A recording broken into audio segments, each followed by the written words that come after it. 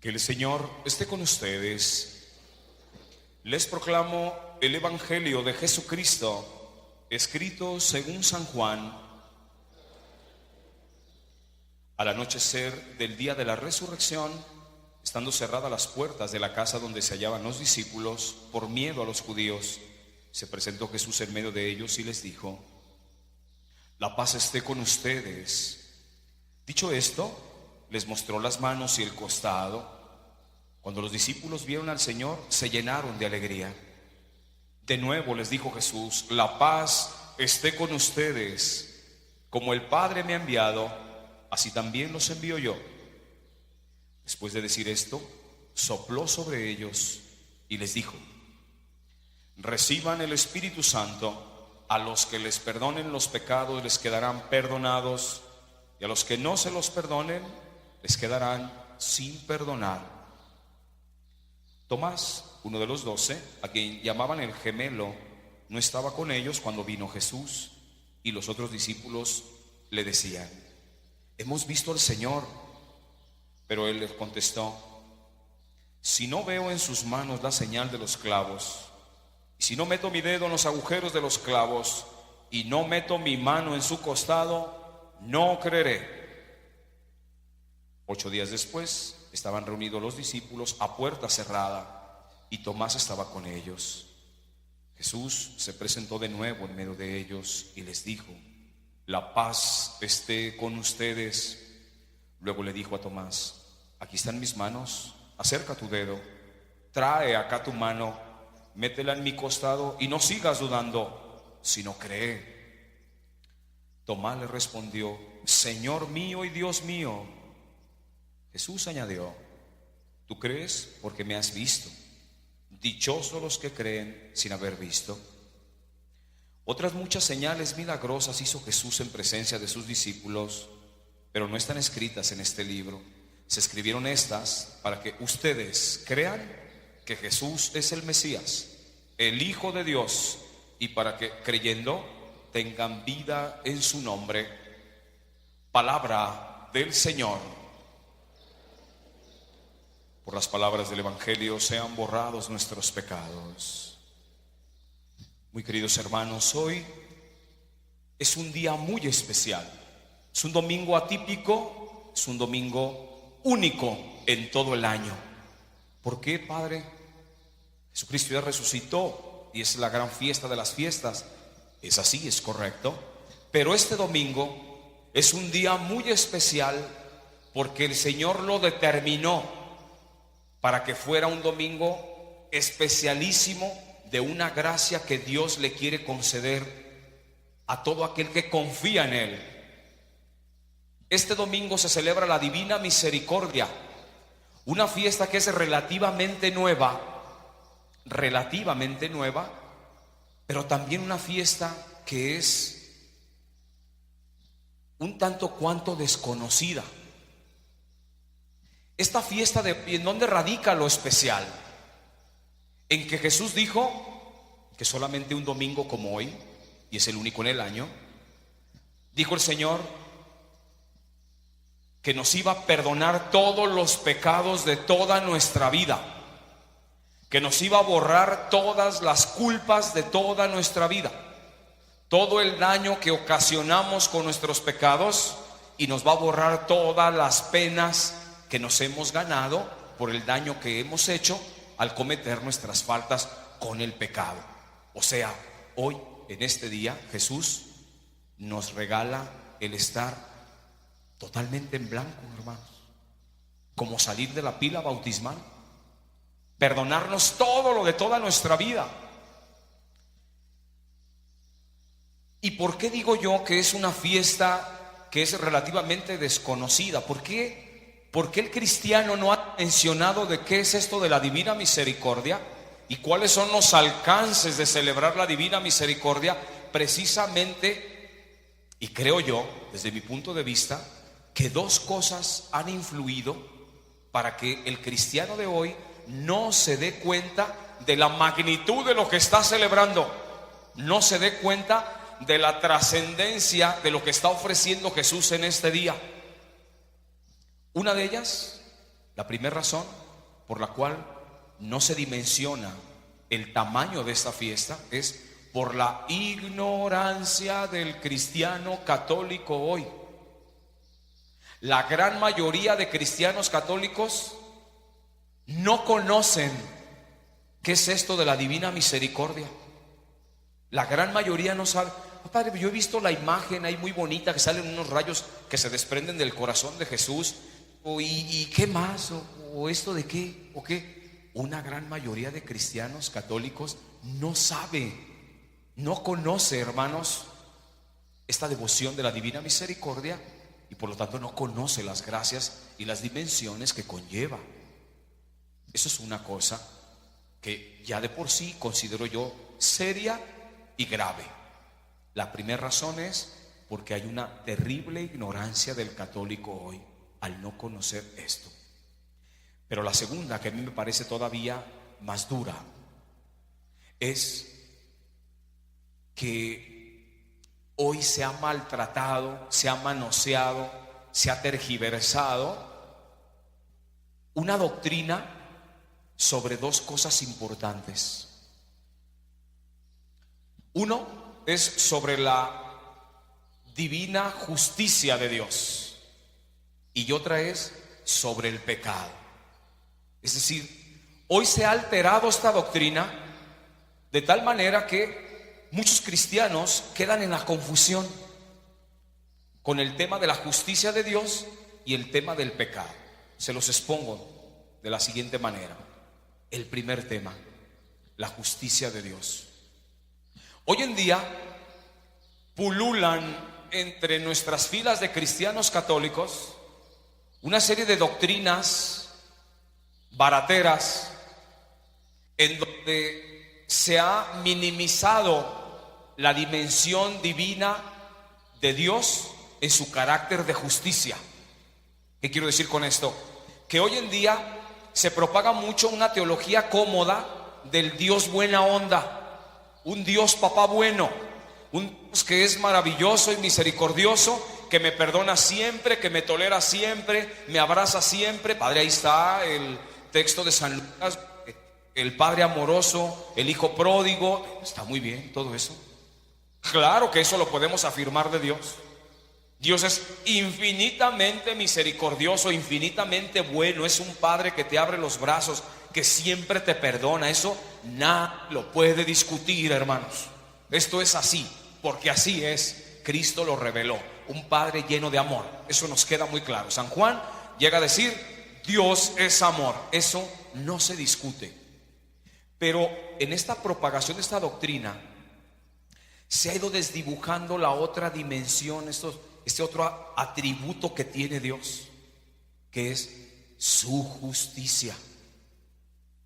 Y entonces, no, Padre, ¿cómo cree que Dios va a ser un juez así severo? Y cuando se escucha la palabra castigo, cuando viene la palabra castigo, y luego viene como este choque en la mente y en la fe de algunos hermanos.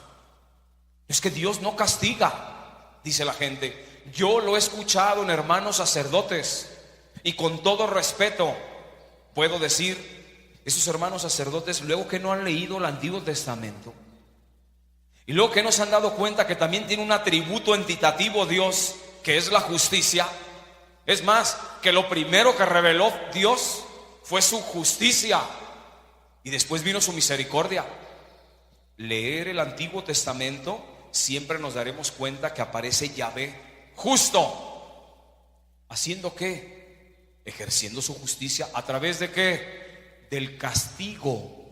Escucha uno la palabra castigo e inmediatamente, ¿cómo cree, Padre, que Dios va a castigar? ¿Dónde la vio? No. Y yo lo he escuchado a sacerdotes que dicen, hay andan muchos sacerdotes predicando diciendo que Dios castiga. Dios no castiga. Dios sí castiga, hermanos, ¿cómo no?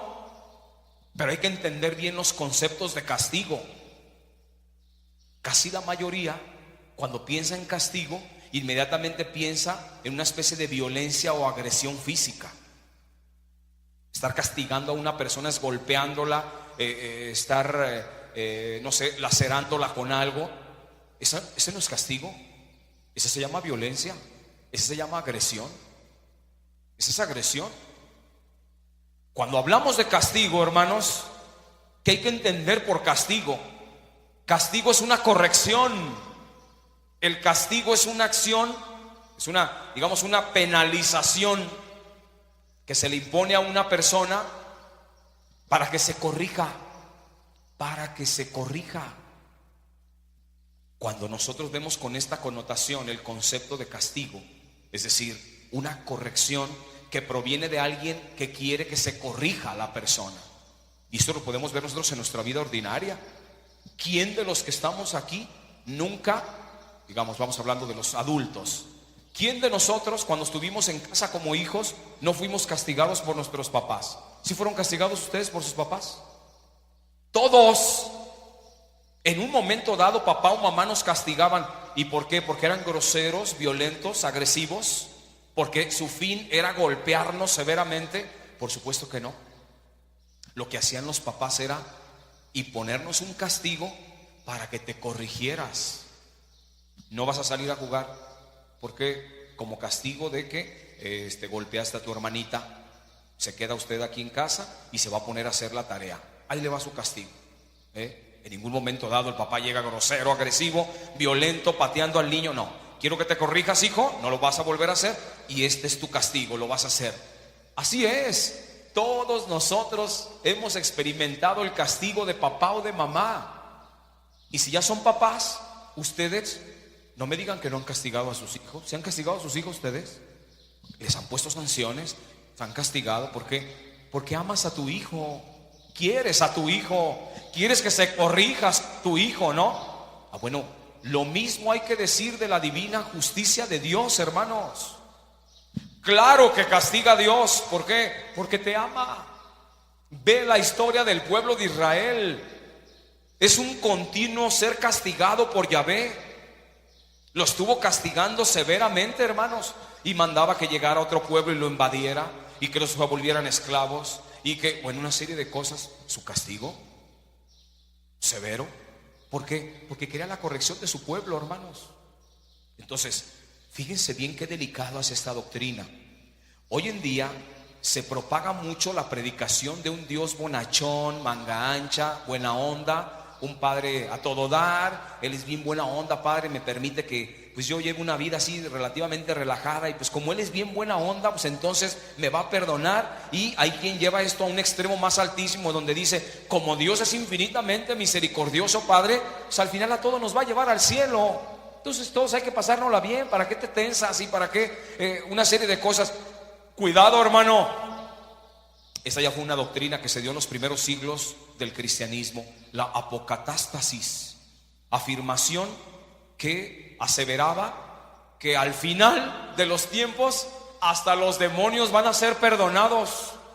Entonces Dios se va a llevar a toda la humanidad y a todos los demonios, se los va a llevar al cielo. Entonces todos felices, agarrados de las manos, y vamos a vivir eternamente plenos, viendo a Dios cara a cara, y lo vamos a contemplar. No, pues que a todo dar, hermano. Qué hermoso se oye esto, pero ¿qué crees? No es así. No es así. Bien existe la infinita justicia de Dios.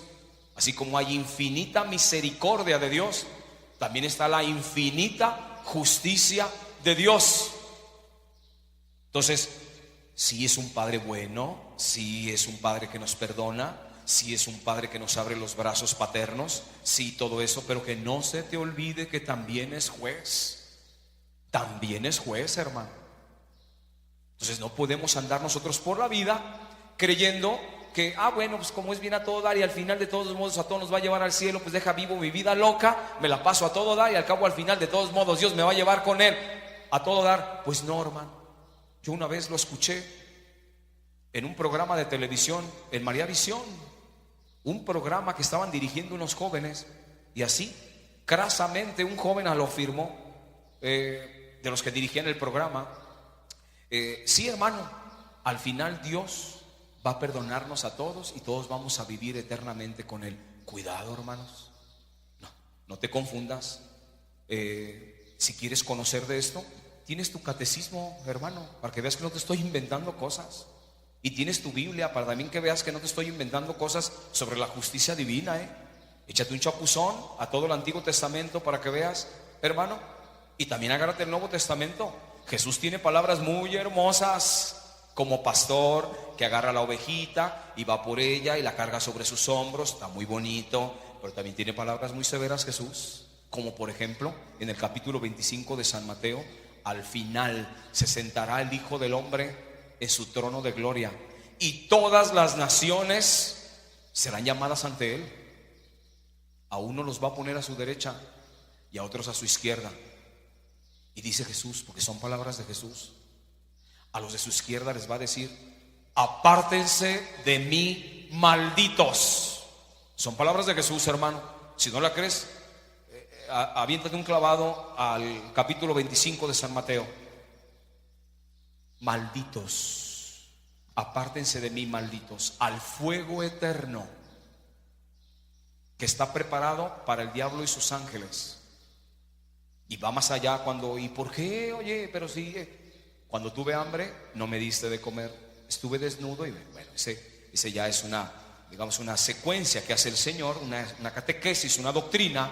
Pero fíjate bien, hermano, no te me vayas a confundir hoy al escuchar predicaciones de que Dios es bien buena onda y nos va a perdonar al final, entonces viva la vida loca y todos felices y contentos. No, hermano, no te confundas. Entonces, que te quede muy clara la primera cosa: la justicia divina existe, hermano, y lo puedes comprobar. Ahí está en el Antiguo Testamento y está en el Nuevo Testamento. El segundo tema que genera que el cristiano católico hoy no dimensione lo que es la divina misericordia es el tema del pecado.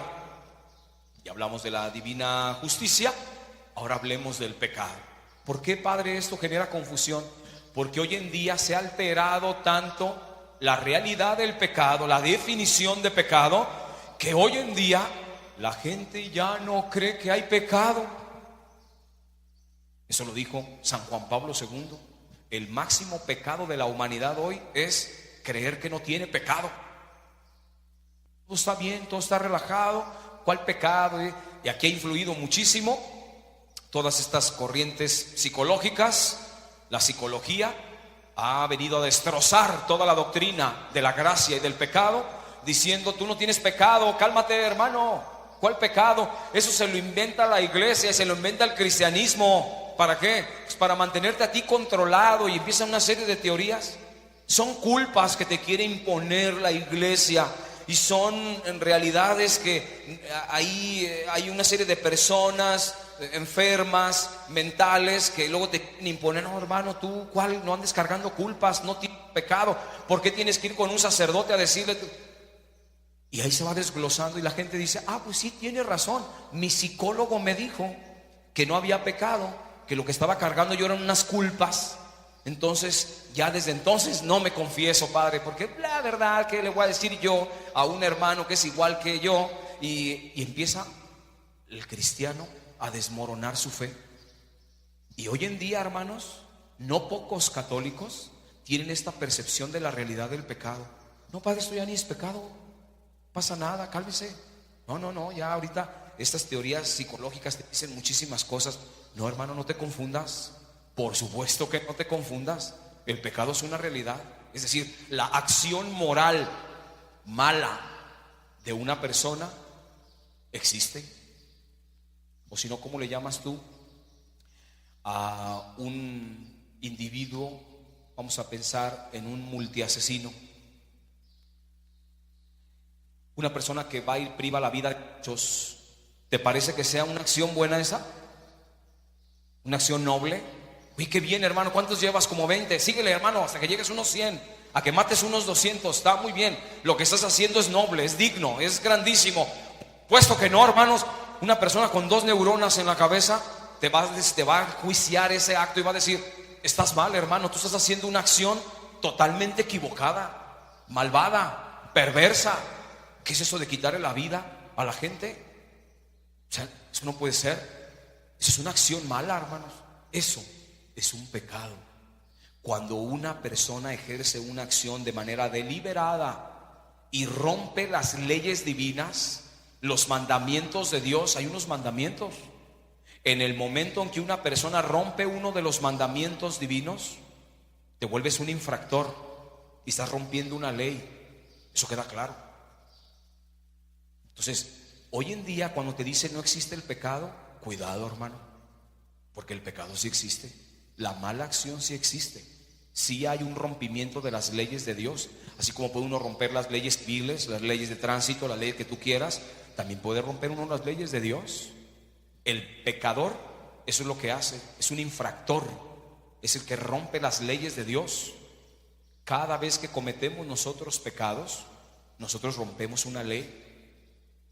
Y ahora bien, quiero que te des cuenta, a propósito del pecado, lo que conlleva pecar. Mucha gente piensa, hermanos, que cuando uno comete un pecado, va con el confesor, el sacerdote le impone la mano y le dice: yo te absuelvo de todos tus pecados. Y el penitente se levanta del confesionario si hay un descanso anímico, eso está comprobado, descanso anímico y espiritual, porque dices: qué a gusto me siento después de haber dicho los pecados. Qué bueno, se te perdonaron los pecados, pero no se te perdonaron los daños que ocasionaste con el pecado.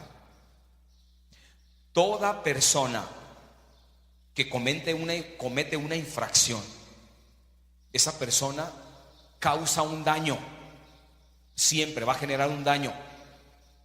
Imagínate tú que tomas alcohol y agarras tu automóvil y atropellas a una persona y le quitas la vida. Tú rompiste una ley y causaste un daño, y te van a llevar, el policía te va a llevar con el juez, y el juez va a dictaminar algo a propósito del daño que ocasionaste, y te va a decir: hermano, para que quede saldada su deuda de usted, va a pagar tanto por el cadáver, por la persona que mataste, vas a pagar los gastos funerarios y te vas a pasar tantos años en la cárcel. Con eso vas a saldar la deuda. El daño que ocasionaste lo vas a saldar precisamente en una celda. ¿Por qué existe la penal? ¿Por qué se llama penal? Porque precisamente ahí se les imponen las penas, el castigo, lo que tiene que pagar la persona. Los hermanos que están ahí en la penal, la tenemos aquí cerquita, son hermanos que, ahí está, el que se metió a una casa a robar, por ejemplo, rompió una ley, se volvió un infractor, lo llevaron con el policía lo llevó al juez, y el juez dijo: bien, como usted se robó esto, va a reparar el daño que hizo. ¿Cómo? Se la va a pasar en la cárcel en este tiempo y regresar las cosas. El que está ahí porque asesinó a alguien, usted, hermano, va a pagar la persona que mató y se va a pasar tantos años aquí en la cárcel para que salde su deuda. Lo mismo pasa con el pecado, mis hermanos. Cuando tú cometes un pecado, causas un daño y se te va a imponer una pena que tienes que saldar. Cuando tú te levantas del confesionario, se te perdonaron los pecados, pero no se perdonó el daño que hiciste, y te van a imponer penas, y lo vas a pagar, hermano. Lo vamos a pagar.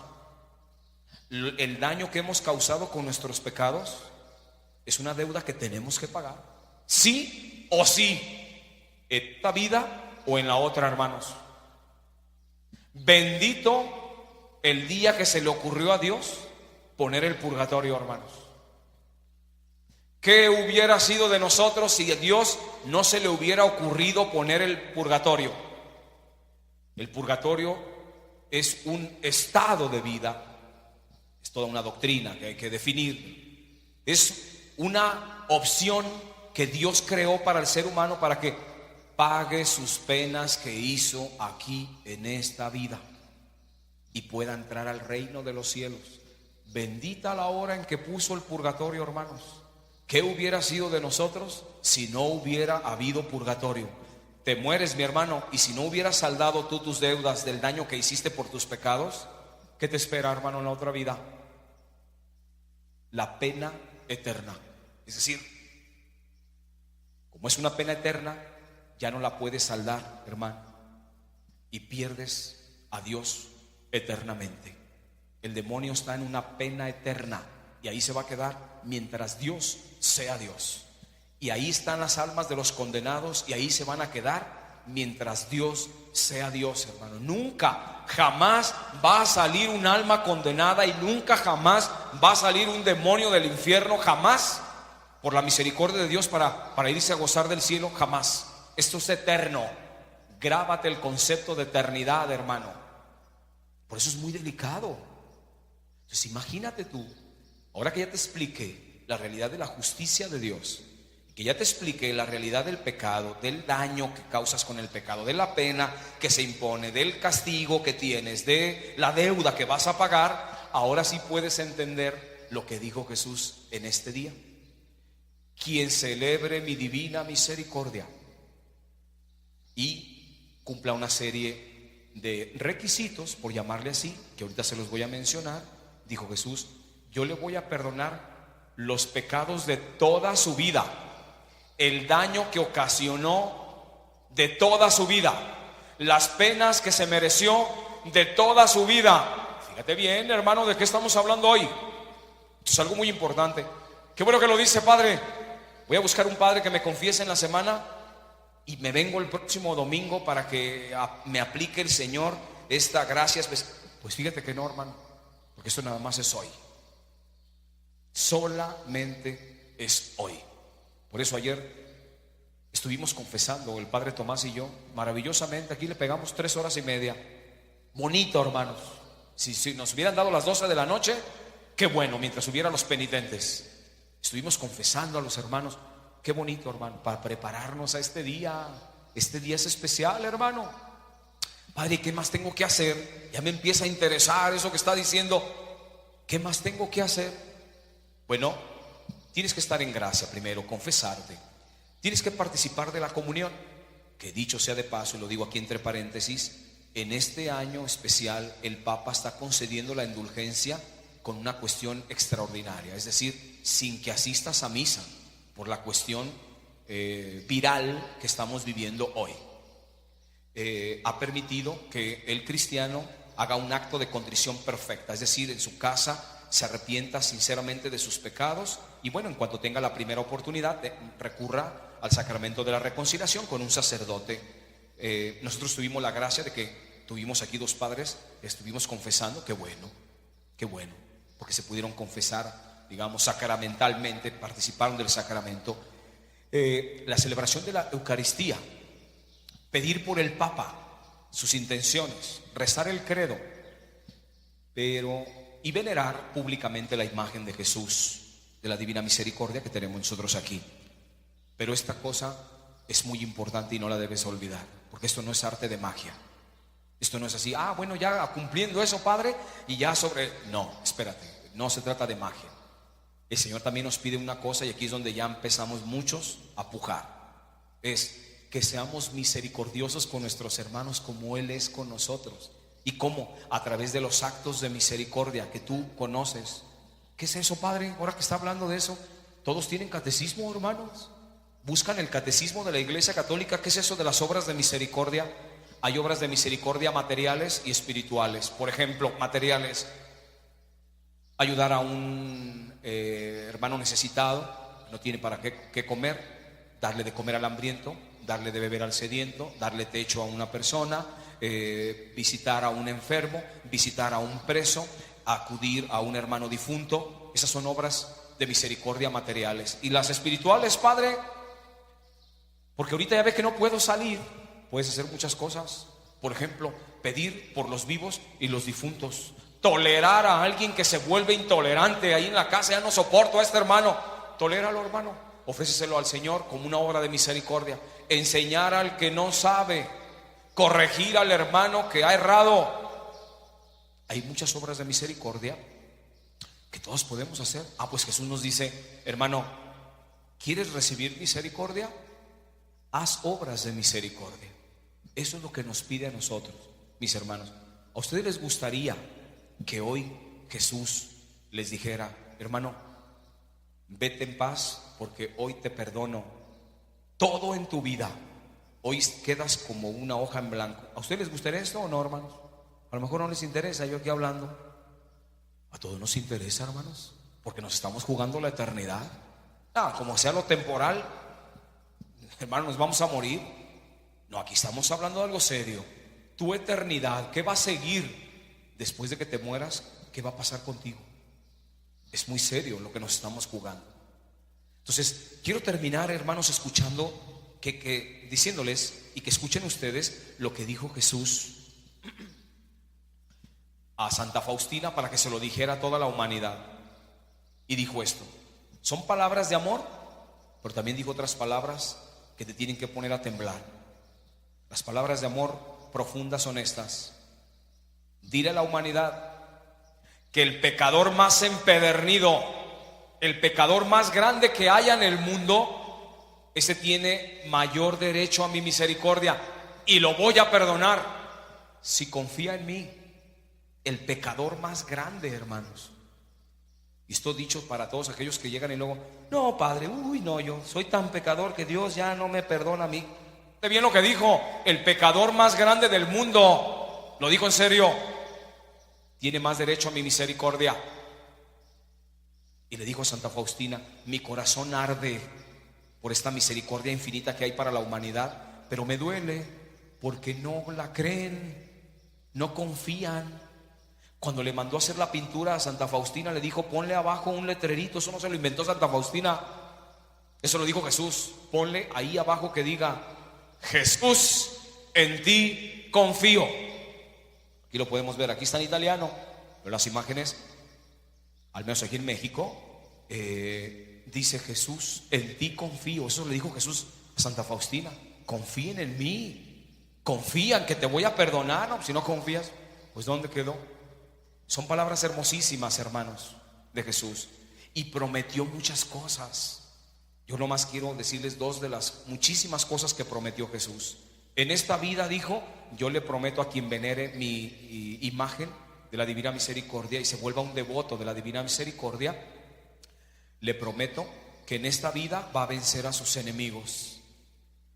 Pero ahí te va la segunda promesa que hizo Jesús, de entre muchas, que me parece sumamente importantísima y seria. La segunda promesa fue que en el momento de su muerte me va a encontrar a mí como misericordioso y no como juez. Me va a enfrentar a mí, pero como misericordioso y no como juez. Estas son las palabras amorosas de Jesús. Pero ahí te van las palabras fuertes que dijo Jesús también a Santa Faustina: esta es mi última tabla de salvación, mi misericordia. El que no quiera pasar por la puerta de mi misericordia, necesariamente va a tener que pasar por la puerta de mi justicia. Y dijo Jesús: mi justicia es terrible, terrible. ¿Lo está advirtiendo Jesús, hermanos? Se lo dijo Jesús. Padre, pero esa Faustina, ¿qué? O ese libro, aquí tengo el libro, este diario de Santa Faustina que le dictó Jesús. ¿Sí sé qué, padre? Déjame decirte que este diario está reconocido por la iglesia, hermano. Está reconocido por los documentos, los escritos para que pudieran canonizar a esta mujer, Santa Faustina. La iglesia, no creas que ahí nomás, pues sí, vamos canonizando a esta. No, hombre, hermanos, se hace estudio muy serio, muy delicado de cuando un santo o alguien que se está promoviendo a la santidad para la canonización tiene escritos. Se estudian sus escritos minuciosamente y están reconocidos por la iglesia, hermanos, para la piedad popular. Y le dijo Jesús: mi misericordia, mi justicia es terrible. La Virgen María también le habló a Santa Faustina, y esas son palabras de la Virgen María. Le dijo: mira, Faustina, ve y dile a la humanidad sobre la misericordia de Jesús, mi hijo. ¿Por qué? Porque ya está dictaminado el día de la justicia de Dios. Y ese día, dice, hasta los ángeles tiemblan. Hasta los ángeles tiemblan. Es muy delicado, hermanos. Esto es muy serio, no lo tomes a vacile. Esto es muy serio. Por eso, hermanos, hoy en este día vamos a pedirle a nuestra Madre Santísima que nos conceda la gracia de que sea para nosotros un inicio de vivir una vida distinta a nuestra vida cristiana. ¿Cómo? A través de los gestos de misericordia, de los actos de misericordia. ¿Para qué? para que podamos ganar, mis hermanos, esta indulgencia que Dios nos prometió. Qué bonito sería, hermano. Imagínate tú que tengas toda la disposición, y si Dios te llamara terminando tu misa y recibiendo esta gracia, si Dios te llamara a cuentas, hermano, directamente te vas al cielo. ¿Qué le pasó al hermano que estaba a un lado de la cruz con Jesús? In your eyes, a stormy sea, where I swim lost eternally. I'm lost in your haze, where the lights are low, drowned in the depths of your eyes. I'm ready to go. In the shadows we'll find our way. Through the night, our love will stay. You'll taste the sun, I'll chase the night. Our love, a flame that burns so bright. In the darkness, we'll find our light, and our love will ignite. I'm lost in your haze, where the lights are low, drowning in the depths of your eyes. I'm ready to go. In the shadows, we'll find our way. Through the night. Señor, acuérdate de mí cuando estés en tu reino. Y Jesús le dijo unas palabras, no, hermanos, ¿cómo nos gustaría que nos las dijera a nosotros? Hoy mismo estarás conmigo en el paraíso. Al ladrón que estaba ahí, ¿no te perdonará a ti, hermano? ¿Y no te llevará al cielo? ¿Es en serio? Hoy, que María, por su poderosa intercesión, nos conceda la gracia de poder valorar esta extraordinaria manifestación de amor misericordioso de su Hijo Jesús, y que nos permita vivir nuestra vida cristiana para hacernos acreedores de esta gracia tan especial.